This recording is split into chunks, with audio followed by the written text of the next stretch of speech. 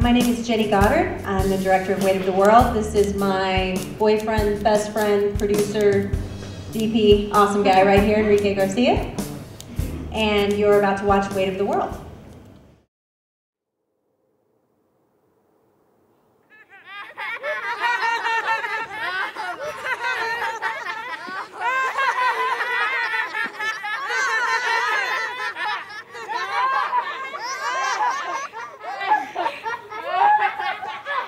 Hey, give me back my shoe! I want my shoe! Wiggle more. It feels funny. Fine. Stay there and surrender. Okay. This tree looks like a Lego tree I built once. The other tree was more Lego-y and square. There is no way you made a Lego tree like this. So, do you think things are going to start getting better for us? Or do you think they're just going to keep getting worse? I don't know.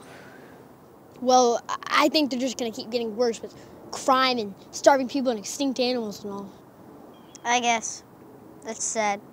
This is a sad place, man. We're hanging up here, left for torture. Left for torture. You know, this will probably damage us psychologically or whatever. We may never be the same.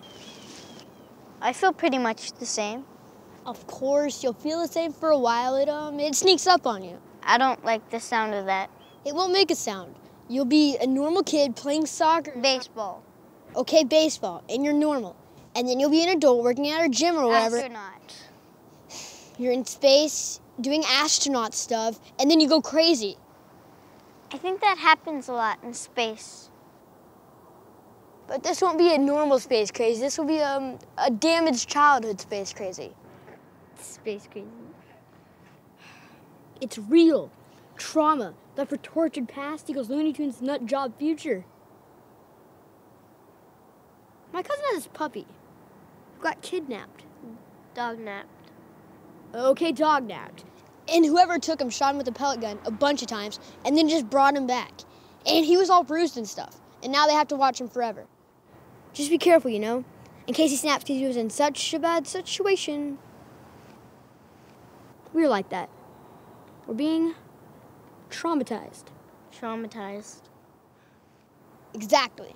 And we may just snap someday. This is the reason the world's going down the crapper. So much crap. I heard that people can like suppress things for years and years and just not think about it. And suddenly they're out in space or they're buying vegetables or something and they freak. It's a nice dog. Very fluffy. Hey, dog. Hey, dog.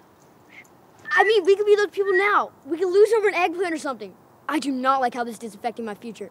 The outlook is just downright gloomy. And we may not even have a future due to child murders and terrorists and stuff, man. I mean, we could be sniped from where we're standing. Hanging. Hanging. Right. These are dark times, man. Very dark times. With drugs and shin splints and global warming and food poisoning and rats. There's no hope. No hope. And my grades at school will probably get bad due to constant, vivid flashbacks to this downright horrible situation. Yours will too. You may even get held back. I don't want to be held back. Me either, man. But it's just beyond our control at this point. We are the wound of society. Our futures are dire. Oh, dire. That sounds bad. It is bad. It's all going to plague us now. Plague us! With fleas and war and undercooked chicken and bird flu and gum on your shoe? My shoe, it's over there. And movies that don't make any sense and ugly people having kids and planes crashing and erosion, volcanoes, acid rain and mass hysteria and homelessness and television preacher guys and your ice cream gets all melty and it... Hey guys, you need some help? Yes, please. So, how long have you been up here? Long enough that we're traumatized. It doesn't look good for our future. We'll probably snap. That's a shame. Yeah. So, do you think the world's gonna keep getting better? Or do you think it's just going to keep getting worse? I think it's going downhill a little bit, but... Me too, man. Me too. Hey, you guys want to go grab some ice cream? No offense, man, but we just met you. Fair enough.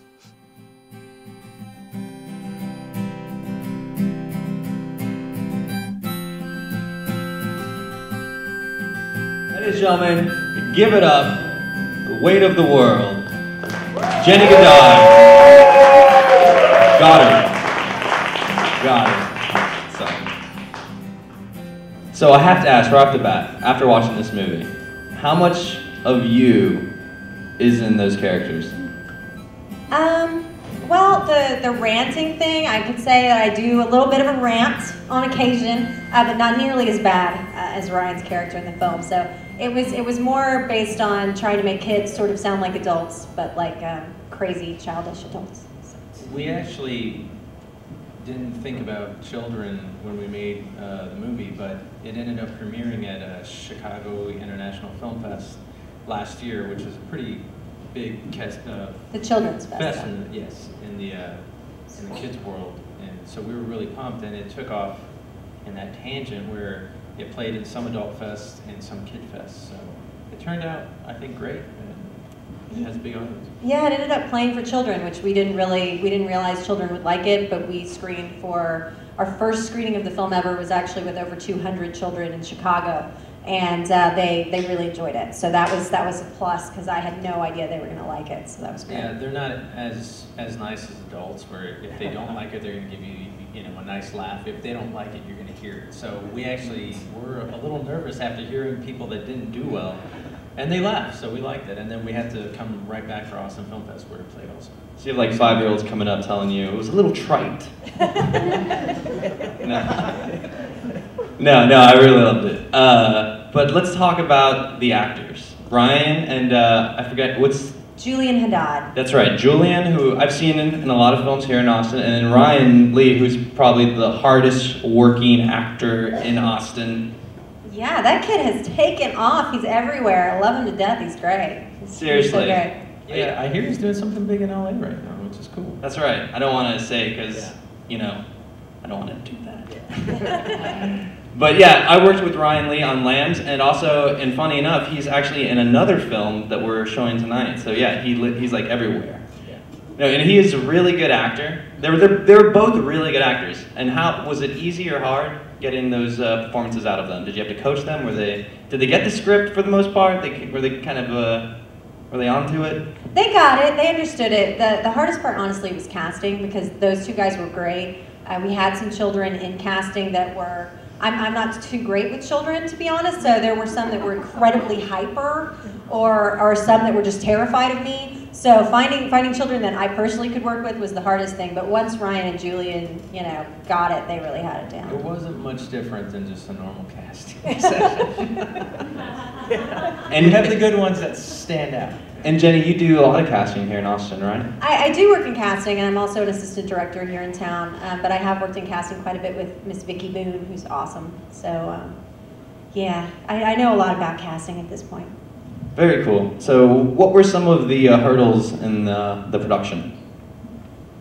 The first hurdle was we chose a weekend that was supposed to be nice and clear, but as we all know, the weathermen, I think anywhere, don't really know what the hell they're doing. So the first day we had rain, wind, and it was really cold. And as the DP, I had to match that with the next day, which was nice and clear. So that one was a tough one.